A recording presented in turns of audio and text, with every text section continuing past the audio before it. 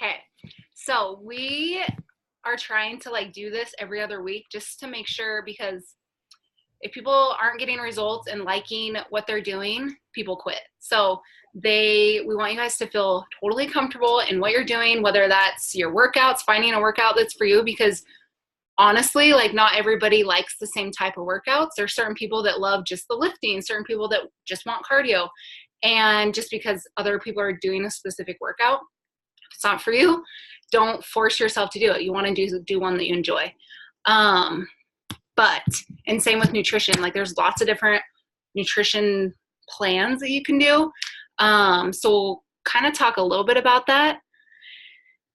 But let me go over kind of a couple of the questions. Some questions that I've been getting from some of my girls is just, what are some good, healthy protein? Because I feel like protein is always hard to get in. I can get all the fruit and the carbs that I want, but protein and veggies are always the hardest for people to get all their containers in. So Kayla, you can unmute yourself and chime in, but my favorite protein, you guys, if you got to keep it simple, because if you try to overcomplicate it, it's way harder. Okay. So my favorite protein is hard-boiled eggs. I always have hard-boiled eggs because it's quick and easy, and 2 hard-boiled eggs is one protein. And eggs, I have eggs every single day. My shake obviously is a red. I personally don't love a lot of meat reheated up. But I always try to have stuff that's unthawed and prepared to eat later. Cottage cheese is something that's super yummy, that is a protein. With hummus for protein, and I eat it in different forms. So either I'll have hummus with my veggies, or I'll put chickpeas in everything. So hummus, chickpeas, that's a huge protein that people don't realize or think about. Cottage cheese. Yeah, because a lot of times people think protein is just meat, and it's not. Mm-hmm. There's a lot of other things for protein that you can eat. Greek yogurt is a protein. Recover. Yeah, Recover. I'm drinking it right now. And sometimes, because even Joel, who is the trainer for Lift 4, he even says, he's like, if you have a day that you just need an extra red and you're hungry and you just feel ravenous, he's like, have an extra scoop of the Recover, because it's a good source, and it tastes like chocolate milk. So it's satisfies your sweet tooth at the same time. And veggies, my biggest tip ever is just to buy a bunch of veggies and cut them up and put them in containers so that you have them available. Because that's what I do. When you're hungry, you don't want veggies. Or when you're last second, a veggie, cucumbers don't sound good, so you don't want to take the time to eat it, or carrots. But if you have it all cut up, it's super easy to just grab and go. Yep. And I always do it's easier for me if I do the ranch with it, but I get the yogurt healthy ranch, which tastes the same to me. Yeah. And that makes my veggies a little more enjoyable too. And you don't need to dip a huge amount in it. You just need a little bit of flavor with it. Right. And then I try and put 2 servings of my spinach in my shake. Yes. I put as much spinach in my shake as possible. Yeah. Because then that covers your greens, that then you don't eat lettuce. Yeah. So I actually got it from Debbie. You just buy, if you go to Smith's or whatever your local grocery store is, they always have the stuff that's the manager special, the stuff that's on sale. So they always have spinach, because it always goes bad. So I'll always buy a couple bags and then just put them in the freezer. Yep. And once they're frozen, they break up into tiny pieces, and you can put a whole bunch in your shake, and you don't taste it. It just looks green, but you literally can't taste it. So that's good point. Okay. So another one that a lot of people say is, what do you do when you don't feel like working out? Okay. You guys, you just gotta do it. And I think once it becomes more of a habit, and the more you do it, the more you realize how much better you feel after. So it's not necessarily I don't love to work out, but I feel a million times better after, and my day goes better when I just work out. We feel stronger, especially as women. We don't have as much muscle as men naturally. So you need I think also setting aside a specific time to do it, as far as like, I'm like super organized, so I have to set aside a certain time, because I know that if I say I'll do it later, I'll do it after the kids take a nap, or I'll do it, I just will keep putting it off and I never do it. So if I set aside a certain amount of time, then whether I want to do it or not, I'll do it because I've set that amount of time aside. That helps me. But really, when you don't want to do it is when you should. So you just do it. And when you have kids and stuff, I mean, it probably sucks to get up early, but you're probably going to be way more patient because you already have your stuff done. And chances are that, I don't know, even if I don't know, I just think it's really good for kids to see their parents working hard and enjoying fitness and not making it like punishment. Yeah. Like you shouldn't be like, oh, I have to work out. And kids like catch on to those things all the time. I remember when my sister-in-law, Micah, she said that when they started working out, the kids would be like running around and my brother would get so mad. And she's like, you can't get mad at them because then they're going to associate like, I don't want to work out. That makes dad and mom mad. You know what I mean? So if you find a time where they're not awake yet. Yeah, I do it at 5. I wake up at 5 and now my body's just used to it. Like even on days I can sleep in, I still get up because my body's just used to it. Yeah, you just feel a million whatever works for you, but setting aside time is huge. And scheduling it like you would like a doctor's appointment. Just schedule it in your day and make that part of your schedule, and not just if it happens, it happens. No, make it part of your schedule. Yep. And then there's another one that said, how often should I change my program? I think some people they like to hop programs, which isn't terrible, but I think you should start and finish an entire program before you even think about moving on. And let's say you did T25 and you're just sick of cardio 6 days a week, then go to lift 4, or, try and switch up what kind of program. But I always recommend starting and finishing a program completely through. Yeah, because there's been times where I've been like in between programs and I kind of just pick and choose workouts. And I kind of half-ass my workout for some reason when I'm not like in a specific program. And then I only pick the workouts that I like, the ones that don't necessarily push me. And you guys, every one of these programs are designed by people that know what they're doing. So trust the process. And you guys, if you're pushing yourself in your workouts and watching what you eat, you'll get results. It's just, it's not going to be overnight, obviously.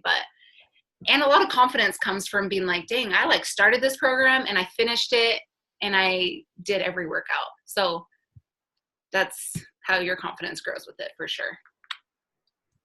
Okay. Another thing about like working out when you don't feel like it, I think Shalane Johnson, like years ago, I heard her say it, is if you start your workout and do just 5 minutes, tell yourself, I'm just going to do 5 minutes of it. Usually in 5 minutes, your heart rate's up, your endorphins are going, and you want to finish it. You want to keep going. So the days that you're like, hey, I don't want to do it, just start. You just have to start. Usually once you're going, you want to continue. Yep. So that's another little tip. Debbie asked, how do you keep hit and play when you're super sore? Recover helps. Yeah. Recover helps me not be, especially when I lift, I get much more sore lifting than cardio. Working out just helps my soreness go away. I think the longer you say I can't work out because I'm sore, the more sore you're going to be. But if you do like a roll and release video or something, and then just do maybe like a lighter workout, but still work out, that I think that helps your muscle soreness go away. Yeah, it gets that lactic acid moving through your muscles. It's going to be way better. And if you don't have a foam roller, you should get one because those are amazing. I don't use it enough, but they're the best. And there's like quite a few different stretch workouts that incorporate the foam roller, and it's awesome. So, Debbie also asked, how do you work time nutrition and intermittent fasting together? I probably don't really think that the time nutrition and intermittent really go together, just because the time nutrition is meant to, like, you eat so many times a day, you wouldn't be able to get all that in within the 8-hour window with intermittent fasting. Yeah, and it's specifically designed for, if we're talking about 80-day session timed. It's designed specifically for that program. So if you're following that program, I would follow Time Nutrition. I wouldn't even mess with intermittent with it. Yeah, I wouldn't. And those of you that don't know what intermittent fasting is, obviously there's a ton of research on it. I love it. It's amazing. Yeah, it's really helps to target fat because you only eat within an 8-hour window. The rest of the time you don't. So you're not starving. Our bodies don't need to eat as much as we think they do. Because how many people get up and you eat right at like 6 or 7 o'clock, you eat breakfast, and then you eat dinner at 7 or 6 or 7, and then you eat a snack right before bed. You're eating all day long. Yeah. Versus the time nutrition or the intermittent fasting, you just do 8-hour window. So like 11 to 7 p.m. or 10 to 6 p.m. and then you're done. Once you eat dinner, you're done. You don't snack. Yeah. So. And it, like, studies have shown that when your body's in a fasted state, you burn more fat. It's good for your insulin levels. There's so much research on how amazing people have been fasting for thousands of years. It's really good for you. Yeah. Yeah. So definitely, if you're interested in that, look it up or ask us more questions. So it's another one. Kicking the sugar addiction. That's a hard one. That's hard. Like, I have a sweet tooth. I don't ever crave like chips and all that stuff. I really don't care as much about that. I want sweets. So honestly, truly honestly, Shakeology does help. Me too. Because it tastes sweet to me. So like, even if you add some fruit to it, that like kicks that sugar addiction. And it's not, you guys, it's not, Shakeology just gives your body the nutrients that's like fills the gap in between eating healthy and what our body actually needs. So it just helps us, when we crave sugar all the time, it's because our body's lacking in some type of nutrition. So you guys, we're all addicted to sugar, and it's really bad. Every single one of us are. And the less you eat, the less you crave. Exactly. And the healthier you eat, the less you want the sweets. Yeah. Like, the healthier I started eating, the more I craved Shakeology too, because it helped fill in that gap, like you said. And if you guys are used to eating like milkshakes and ice cream every day, the first time you have Shakeology, it's not going to taste super sweet. Your taste buds will adjust, I promise. And then your body, will crave that like healthier food versus the crap. And you realize how crappy you feel when you do eat it.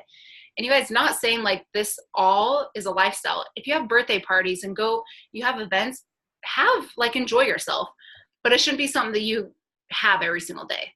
Like, you shouldn't treat yourself every single day. Lots of times if I'm really wanting something sweet, my two go-tos are Shakeology, or I'll do apples and peanut butter, and that totally kicks that sugar craving. Apples and peanut butter is a big one. Yeah. So you don't need, and lots of times you just need sometimes to distract yourself when you're like, oh my gosh, I need all the sugar.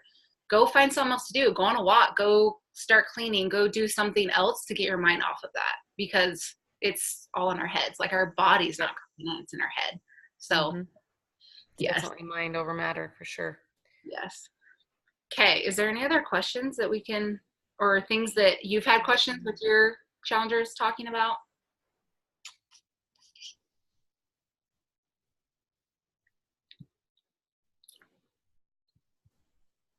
I think that's been pretty much it. Yeah.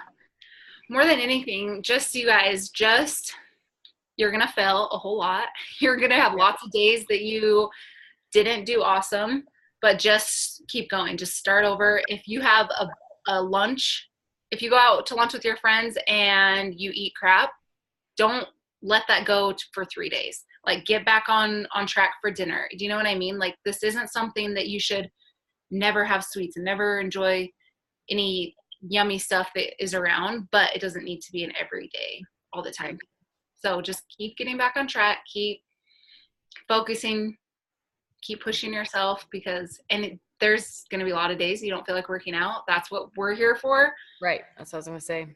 Like, lean onto, like, when you feel like you're kind of falling away and falling off track, don't like step away from everything. Lean into the group and just be like, hey guys, make me go work out because I don't feel like doing it. That's what we're doing. But okay. That's all I can think of. So okay. Well, have Cool. Have a good day, guys.